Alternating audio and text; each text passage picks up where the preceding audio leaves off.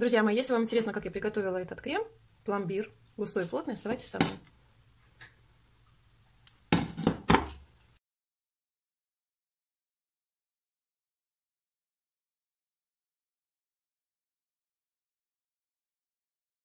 Всем привет, друзья и гости моего канала. В этом видео буду готовить крем-пломбир. Многие меня спрашивали про мой крем-пломбир, который я использую в своих тортах.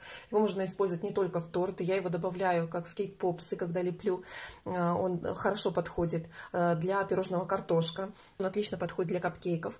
И в прослойке тортов я его постоянно использую. Всем рекомендую заказчикам. Никто еще негативно о нем не отзывался, наоборот, только положительные отзывы, с учетом того, что у меня еще дети довольно-таки привередливые, особенно средний сын, и он совершенно никакие крема не любит. Для него самый вкусный это вот крем-пломбир и сгущенки. Вот я удивилась, когда он сидел и наяривал ложкой крем-пломбир.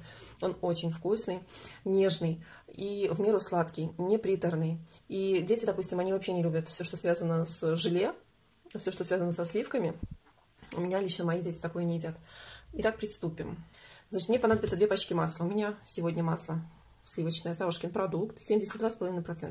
Я беру миску с толстым дном, но я еще заваривала крем просто в обычной железной миске. Единственное, что там пригорает корочка, но если сильно не ковырять, то эта корочка пригоревшая, она на крем никак не влияет и не попадает в него.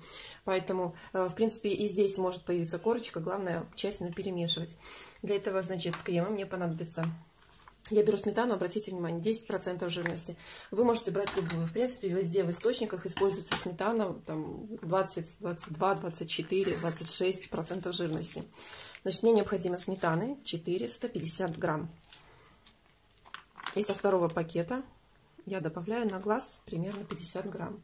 В рецепт идет 200 грамм сахара. Но я последний раз, когда делала торт на Хэллоуин, я добавила буквально столовую ложку сахара. И это никак не повлияло на вкус крема. Потому что коржи медовые сами по себе очень сладкие.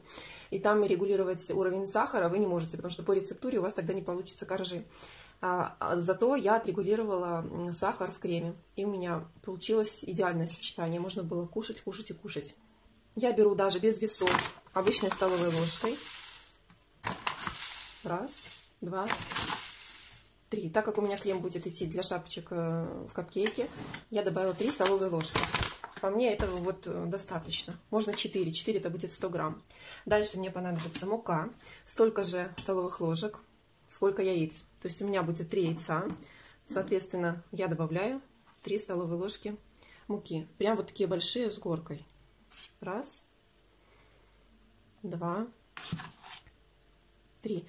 От количества муки, я уже заметила, зависит плотность крема. Он не будет растекаться, он загустеет и будет именно таким, каким нужно. Еще немножко добавлю. И мне понадобится 1 ложка крахмала. Крахмал можно не добавлять. У меня обычный картофельный крахмал. И добавляю сюда 3 яйца. Значит, обычно, если я делаю безе, у меня остаются желтки, то я могу добавить в крем просто желтки. До 10 желтков можно добавлять. От 6 до 10. Я думаю, этого будет хватать. И все перемешиваю. Перемешиваю венчиком. Все, мне сюда больше ничего не нужно. Сначала нужно приготовить заварную основу. Мне необходимо, чтобы масса загустела. Я буду венчиком мешать до тех пор, пока мне уже станет сложно мешать венчиком. Когда уже начнут такие прям собираться большие комочки, я приготовлю сразу ручной миксер. Потому что довзбивать, доводить до той консистенции я буду ручным миксером. В итоге где-то порция крема выходит около килограмма, примерно 900-1000 грамм. И данного крема хватает на прослойку бисквитного торта, если это 2-3 слоя. Также этого количества хватает на медовик диаметром где-то 18 сантиметров и высоту 8-10. Я включаю огонь меньше среднего. И сначала масса будет нагреваться. В принципе, где-то уходит на замешивание около 10-15 минут. В зависимости от того, какой мощности вы включите огонь. Если вы включите огонь слишком большой, то у вас сразу пригорит дно. Даже в этой кастрюльке. Поэтому никуда не торопясь, вот как плавите сахар, в принципе, на такую температуру выставляйте газовую конфорку. Покажу немножко. Сейчас температура массы 22 градуса. Температура быстро повышается. я активно помешиваю все это время.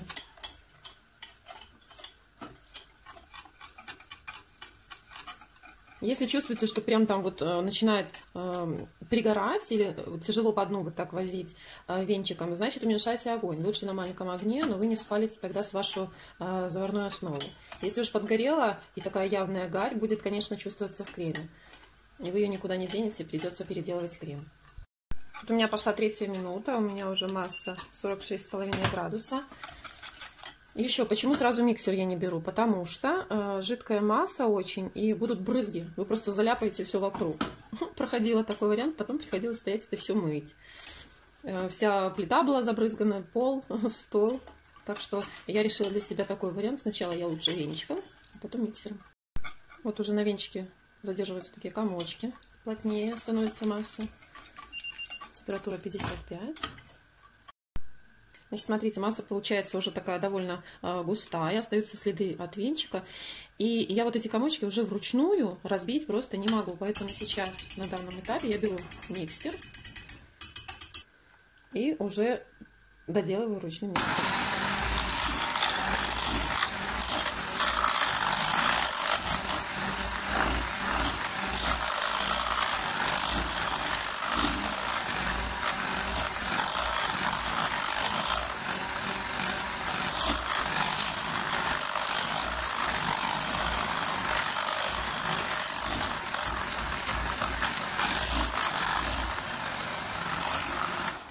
Значит, вот такая масса получается у меня. Все, этого достаточно. Она уже заварилась. И я снимаю с огня. Масса очень горячая, кастрюля тоже. Сейчас необходимо все это переложить в удобную посуду, другую, холодную.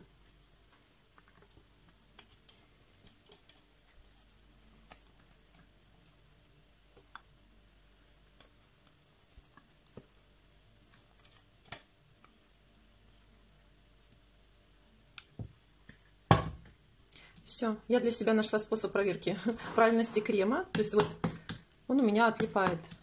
То есть он уже готов. Правильно сварен, заварен. Той консистенции, которая нужна. У меня ничего не прилипает к лопатке. Вот. Накрываю пленкой в контакт. Прям вот так хорошенько прижимаю. Иначе заветрится крем, будет корочка такая, которая не нужна. И лишняя влага тоже не нужна. Еще скажу один случай, когда я решила протереть. То есть у меня было слишком много комочков. Я уже не могла его разбить даже миксером. И про венчик я вообще молчу.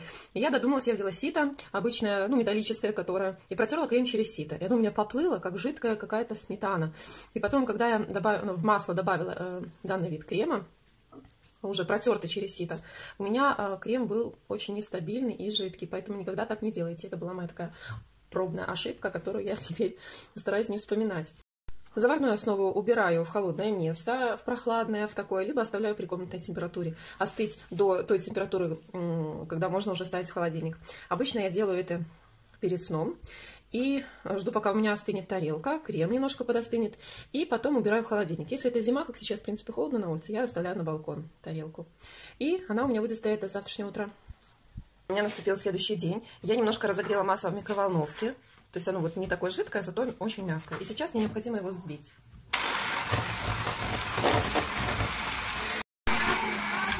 На взбивание у меня ушло около 5 минут. Масса стала такая вот пышная и посветлела.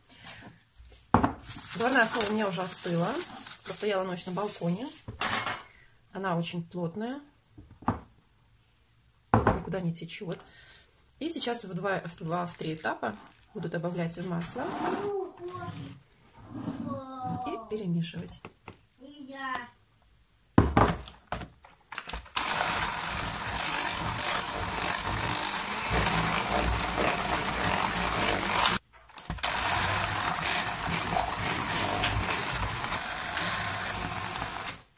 Все, крем готов.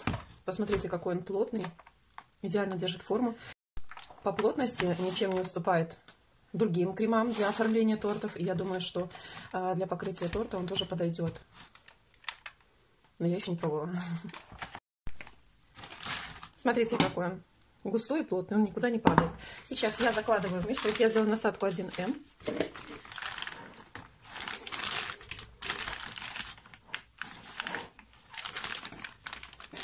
На самом деле насадку можно использовать любую, открытую, закрытую звезду. И покажу, как крем ложится. Прям слышен звук, хруст.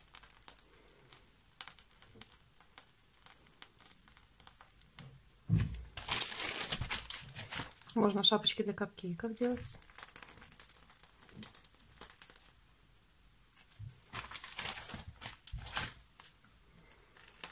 И различные узоры на торте.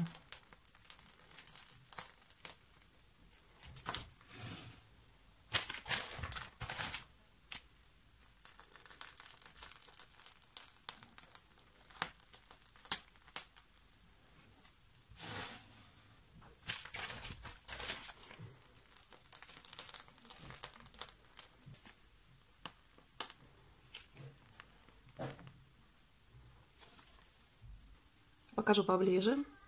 Ничего не растекается, ровные такие четкие края получается у узоров. Очень похоже по цвету, как крем Шантифлекс. Ну, Шантифлекс он такой более, наверное, резиновый. Вот. А этот очень-очень нежный и вкусный. Кому это видео понравилось, было полезным, ставьте лайки, подписывайтесь на канал. Всего вам самого доброго. Пока-пока.